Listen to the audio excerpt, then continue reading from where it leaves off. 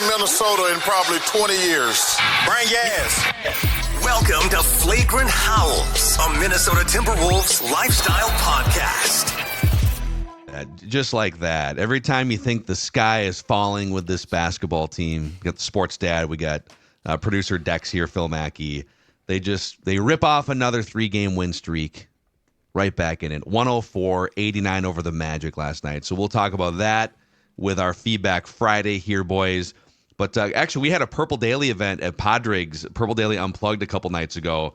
And our friend Heather, WolvesRealtor.com Heather, showed up to support Purple Daily too, so we appreciate that, Dex. Yeah, Heather's your Flagrant Howls and Wolves MVP, okay? She loves the show. She loves talking Wolves. She's a season ticket holder, and she's also your real estate MVP. So as we're getting into the new year here, you're thinking about selling your home, you're thinking about buying a home, go hit up Heather. WolvesRealtor.com. It's as simple as that. She's part of Exit North Star Realty. And in fact, go to her website.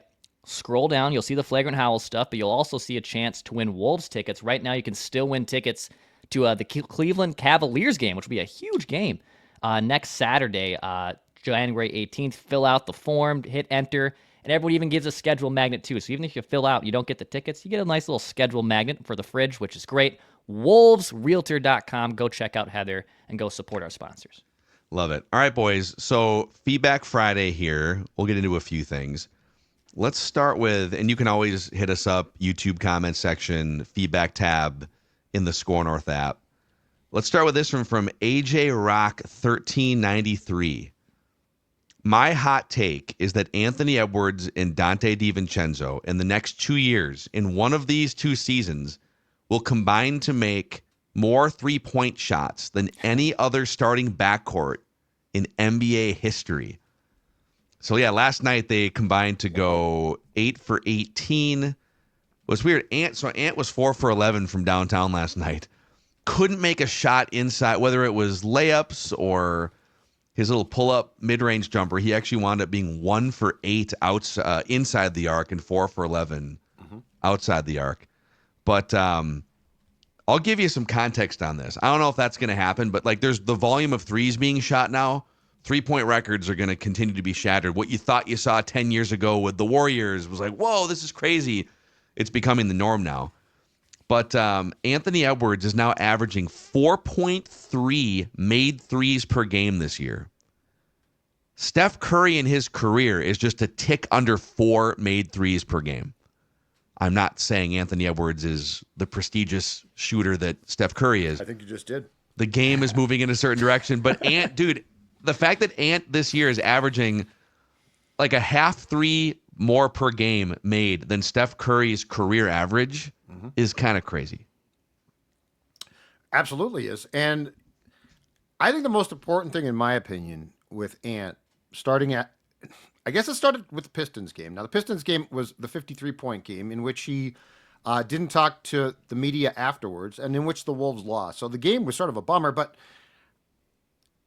you know, I think the most important thing is no matter what, because this is his team and because this team clearly feeds off of his vibe, what we've seen of late, really starting with the Clippers game, I guess, on Monday, is a guy who has decided instead of pouting and instead of being upset that he's being double teamed, not a shock, you're one of the best players in the league, that he's going to enjoy playing basketball again. And whether he makes shots, which he did for about 3 games, or he makes a really cool dunk, but misses a bunch of shots, which he did against the Magic. That dunk was wild. That was his only make inside of the 3-point arc last night. But I think the most important thing that's reflected is when he plays, when he's enjoying playing, even on his rough nights, it makes this a different team. I thought he was going to get teed up because he absolutely threw the hammer down. And he turned and flexed on that guy too. Oh, man. His quote was the guy who guarded him for the Magic. His name is Anthony Black. He's a guard. Yeah. He said if it had been a big man, I would have got teed up for it. So he said it didn't count as much because like a guard can't guard him in that type of situation. But I just think the fact he's having fun, he's playing well, but he's also having fun again. Yeah. So how legitimate or sustainable is it if Donte right now is averaging about 6.5 threes attempted a game, and obviously chucking 10 of them. So between the two, they're averaging 16, 17 3-point attempts a game. Mm-hmm. If these two dudes keep it up and they're averaging, 16 to 20 attempts per game, and with the NBA going into like the 3-point chucking, leaning hard into that, like, is that a sustainable way for the Wolves to maybe now start to click more with Donte and Ant just chucking the threes? And by the way, like, there's going to be the games, right, where they combine to shoot 25% and they miss them. But more times than not, you'd like to think that formula could work for wins. I know that aesthetically, there's this debate about, is this fun basketball to watch when teams are shooting a combined 93s in a game? And in some ways, I think we've gone overboard with that discussion. In other ways, yeah, maybe these athletes have kind of broken this system that the NBA came up with back in the early 80s, right? Like, but that aside, I think strategically, you should shoot as many threes as you can keep a high percentage make rate on. Like, it's mathematically, if you're gonna shoot threes as a player, what's Anthony Edwards at right now? Like 43%. I don't know if Dex, if you have it in front of you. I just had, yeah. It's so he's averaging 10 and he's shooting 44%. Okay, so in last year, by the way, he shot 6.7. Yes, he shot 6.7 per game last year at a 36% clip. And you'd say, okay, well, you probably as like a league average shooter, you should probably be a little careful. But if he is a 40 to 43% 3-point shooter, if he can get clean looks off, or if he can make the contested ones at a high enough rate, and Donte DiVincenzo, whose range is basically just a step inside the half court line, you should be shooting a lot of threes. And it's having those guys together more often too. I just feel like they unlock certain areas of each other's game. And so, yeah, he is evolving into one of the great 3-point shooters in the league, Anthony Edwards. It'd be nice to see him continue to get his looks at the rim and get to the free throw line more often, because he has had to sacrifice, and some of that's like the lineup combinations. But yeah, we are literally watching one of the great 3-point shooting seasons in the history of the NBA when you account for 43% make rate and a volume of 10 per game. Like, it is Steph Curry level stuff that we're watching from Anthony Edwards right now. And I think a key too here is DiVincenzo has been so good of late. Like, this is the guy that we expected. So now it's a real problem too. So yeah, I think the starting lineup adjustment, coupled with the fact that even before that, it felt like DiVincenzo was beginning to unlock himself a bit, is going to make these guys a pain. As far as the 3 points go too, the 3-point, I understand the Celtics shoot a ton, and I get that a lot of people don't like it. But just remember, for those of us that watched the NBA in the 90s and saw basically football games and hand checking constantly, there's worse than this. Do you think, because we do, fans from that era, and I kind of grew up watching, like, I definitely watched 90s Timberwolves. Sure. And, hell, the KG era, as much fun as it was to be in the moment and watch him and the type of player he was, late 90s, early 2000s, you scored 95 points in a game and you were rolling, man. It was a hockey game. Yeah. Go look at some of the Timberwolves playoff scores from that era, from like the 2003, 2004 run. It's like, if you get to 83 points, you could win a basketball game. And guess what? Barkley and Shaq and Kenny played then. So like they're like, oh, we hate this 3-point stuff. I'm not saying it's not potentially out of control, but I am saying there are alternatives that are way worse than what we're watching right now. I had like the first NBA video game I had, I think was like NBA 2K 2000 or 2001, because that was about the time I started playing video games. And there was an option when you were defending to just do hand swipe or hand check. Yeah, like hand you check. could literally, you could press a button. There's a hand check button on There was a hand check button that was literally like push someone. Push someone. Yeah. It was hilarious. And they may or may not call a foul, depending on how hard the contact was. Yeah. A lot of times they didn't. So, yeah, it's and by the way, Dane Moore put this out on Twitter yesterday before the Orlando game. The all-time, and I have the updated stats after last night. but Anthony Edwards is currently second all-time on the Timberwolves franchise three-point make list. So, like, just total three-pointers made. Sure. And a bunch of crazy things about this.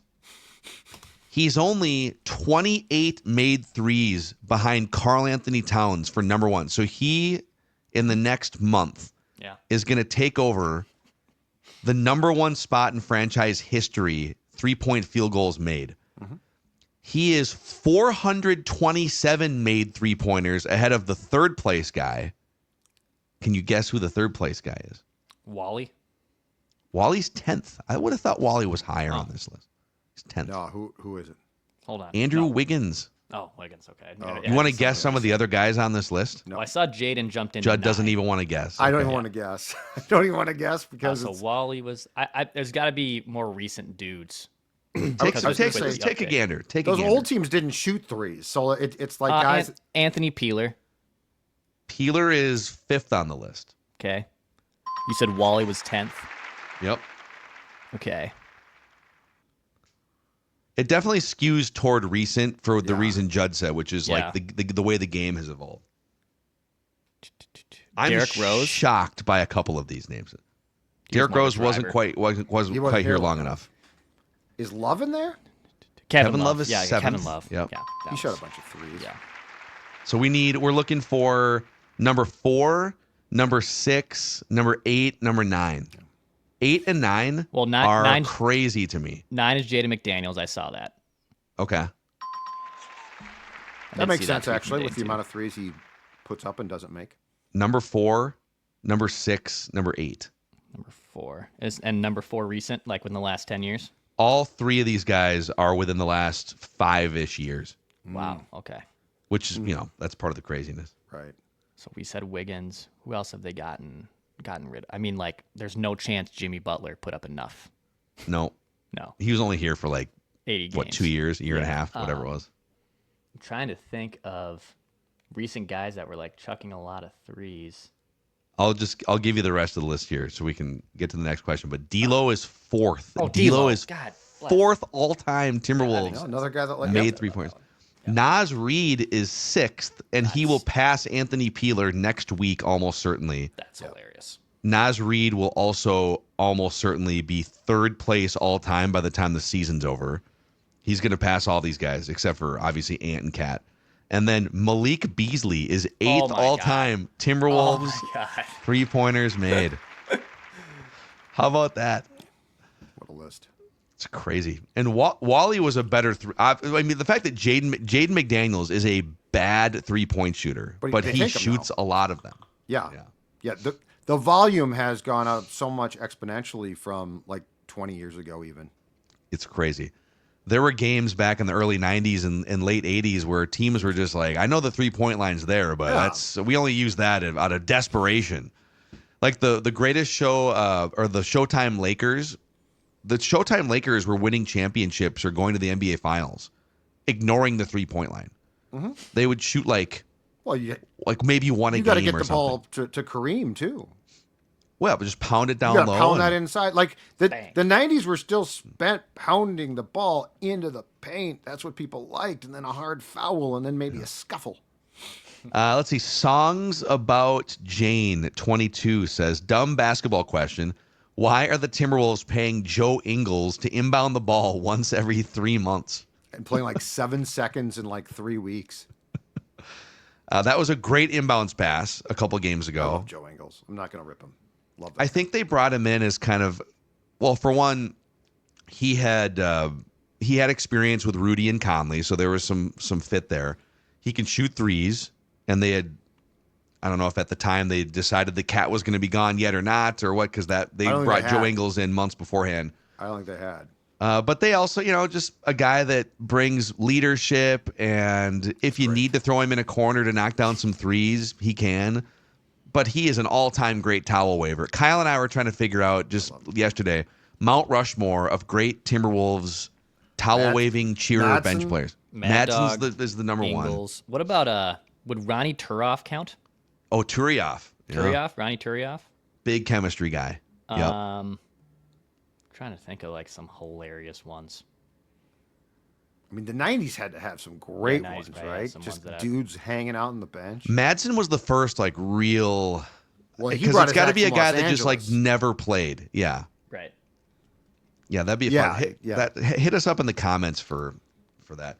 I want to give you guys an update on, man, we had a major G League performance last night that we need to touch on here.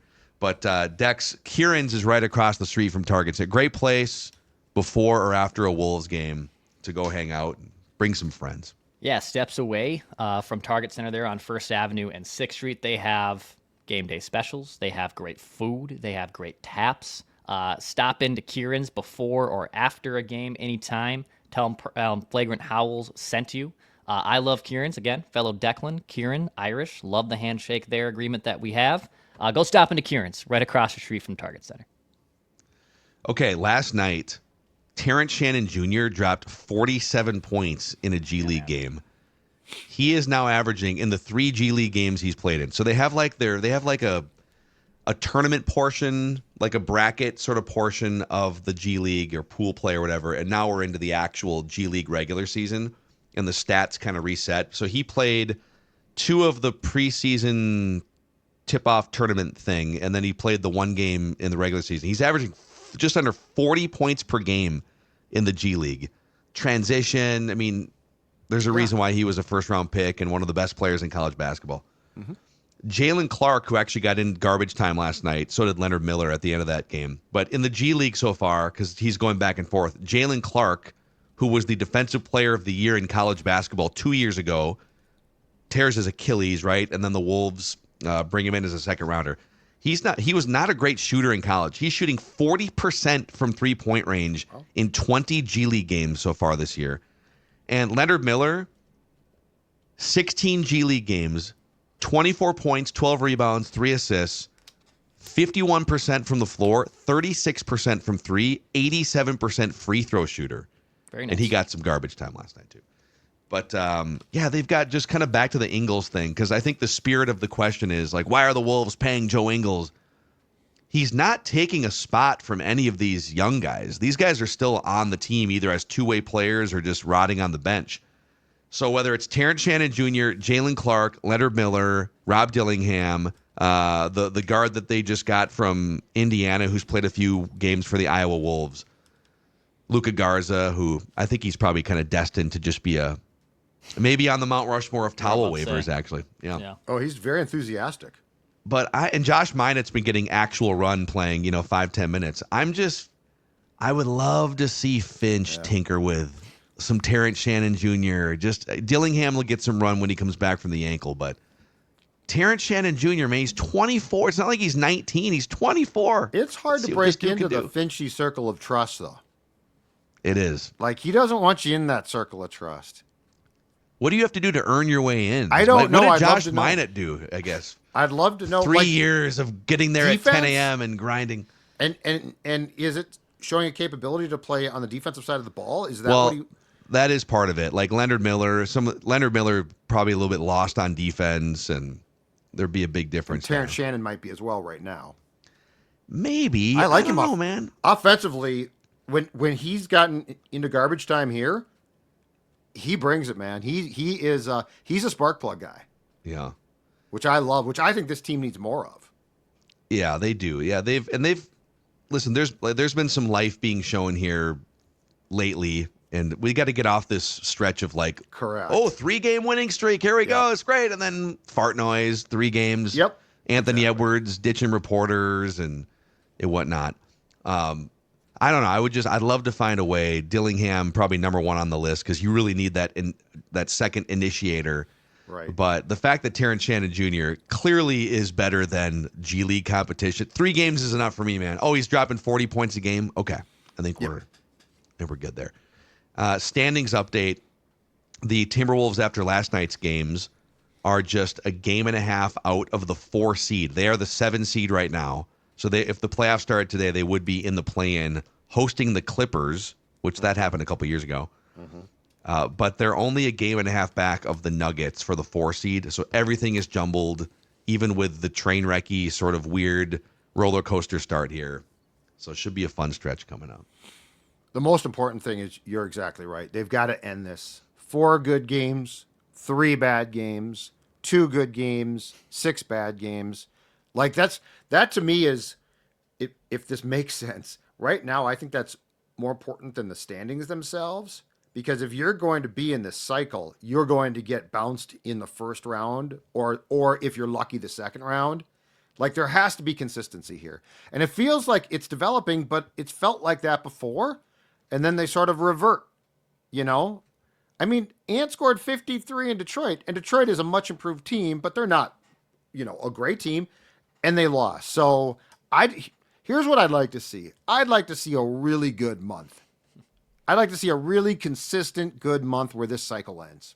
If that happens, your boy Julius Randle ain't getting traded, though, if they have a really good month. I know, but you know what? At this point, I have doubts he's going. I would trade him. I have doubts they're going to trade him. I think Julius Randle said some things after last night's game. Yeah, he lauded Chris Finch for. I mean, that's just romance. Being patient with him and the trust that he's had in him. And hey, I know this team won a lot of games last year, and I kind of got dropped in here last minute and trying to figure things out.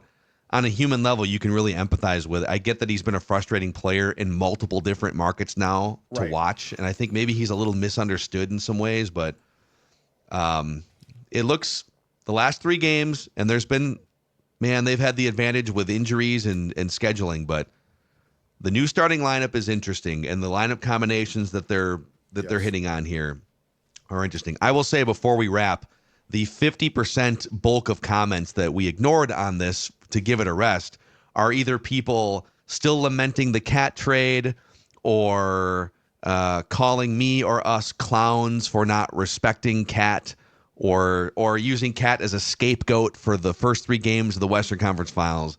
I just want to say this will be a Cat-free zone on today's Feedback Friday. That I will not engage. Clown. We're not looking back in the past, okay? We're looking forward with Donte DiVincenzo and maybe Julius Randle. We'll see. All right, good talk. This is a Timberwolves lifestyle podcast. See you guys.